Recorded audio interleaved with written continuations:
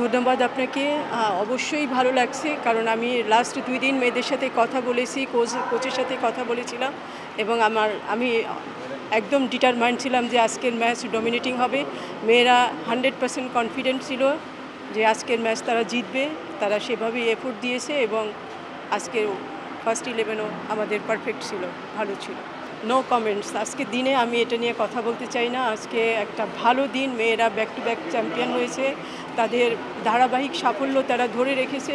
এই জন্য সবার আগে আপনাদের মাধ্যমে আমি ধন্যবাদ দিতে চাই বাংলাদেশ টিমকে, মেয়েদেরকে ধন্যবাদ দিতে চাই কোচ পিটার বাটলার সহ সমস্ত কোচিং স্টাফকে, ধন্যবাদ দিতে চাই প্রেসিডেন্ট তাবিদ আউয়াল সহ এক্সিকিউটিভ কমিটিকে এবং বাংলাদেশ ফুটবল ফেডারেশনের সকল কর্মকর্তা কর্মচারীদের।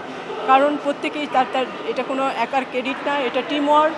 এখানে প্রত্যেকেই তার যার যার জায়গা থেকে কাজ করেছে, দেন আমরা দিন শেষে একটা সাফল্য পেয়েছি।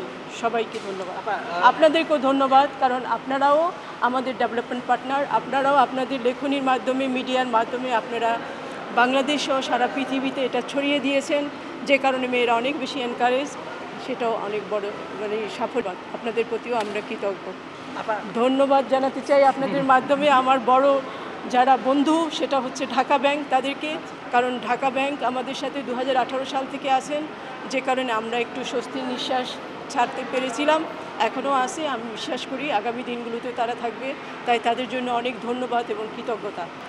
এটা আসলে আপনারা কোচকে জিজ্ঞেস করবেন, এটা তো টেকনিক্যাল পার্ট নিয়ে সবসময় আপনাদেরকে আমি বলে এসেছি যে আমি টেকনিক্যাল পার্সন না, আমি ওইটা নিয়ে কথা বলি না। ওইটার জন্য আমাদের কোচ আছে।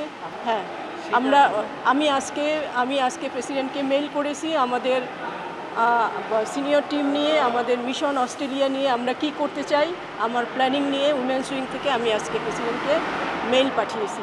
এখন প্রেসিডেন্ট যেভাবে ইনিশিয়েটিভ নেবে সেভাবেই হবে, সেটা আরেকদিন বলবো, আজকে না।